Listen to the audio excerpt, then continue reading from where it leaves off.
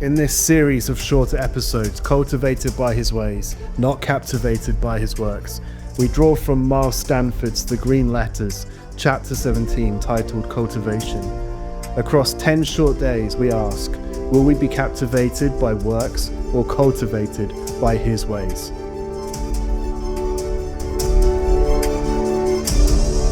The history of Israel shows us how easy it is to become fascinated with God's works and yet remain captivated by his acts, but resistant to his ways. Surrounded by miracles, they still harden themselves. In Hebrews chapter 3, verses 9 and 10, we read this: "They saw my works for 40 years.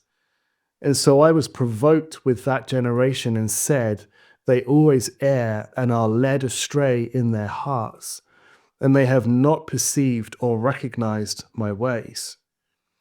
And the tragedy is that a people who witnessed wonders on every side failed to come to know his ways. The wilderness was filled with acts of God. Bread fell each morning, water flowed from the rock, and the cloud and fire guided them by day and night. These were not small interventions, they were demonstrations of his faithfulness, yet the people remained restless and unbelieving. They treated his acts as spectacles to be consumed, demanding more each time, instead of receiving them as invitations to trust him. And when Jesus came, the same Holy Spirit was at work. Crowds pressed him for signs, saying, "What sign will you perform then, so that we may see it and believe you?" John 6:30. The desire was for proof on their terms, not submission to his person. But Jesus did not encourage or engage with this appetite. In Matthew 12:39, he said, "An evil and adulterous generation craves a sign, but no sign shall be given to it except the sign of the prophet Jonah."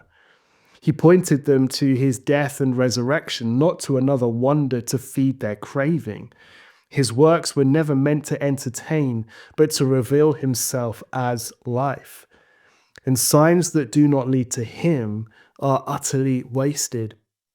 Acts that fail to draw us into his ways leave the heart unmoved and unbelief untouched. And this is a real warning for us. When we fix our hope on outward experiences, we may be stirred for a moment, but the heart remains untouched. To seek after signs is to remain immature. To receive his ways is to be cultivated into maturity. Miracles are real, but they are not the foundation of the Christian life. The foundation is Christ formed in us. And Paul wrote in Galatians 4:19, and I quote, "My little children, for whom I am again suffering birth pangs until Christ is completely and permanently formed within you." And this is the aim of cultivation, not the thrill of observing acts, but the reality of Christ being formed within. Faith is not strengthened by chasing wonders, but it is the faith of the Son of God, total dependence on the Father for everything, including the meeting of every need. It's in the quiet school of trust that the life of Christ deepens within us, while outward spectacles pass away. To know his ways is to be shaped from the inside, and to carry a maturity that remains when the signs have faded. The one who constantly demands visible proofs remains unchanged and unresponsive to true faith. The one who submits to the Father's dealings learns his ways and matures. Israel saw his acts and perished in the wilderness. Though Moses glimpsed God's ways and found favor in his sight, his journey points us beyond himself to the Son who perfectly reveals and fulfills the Father's ways.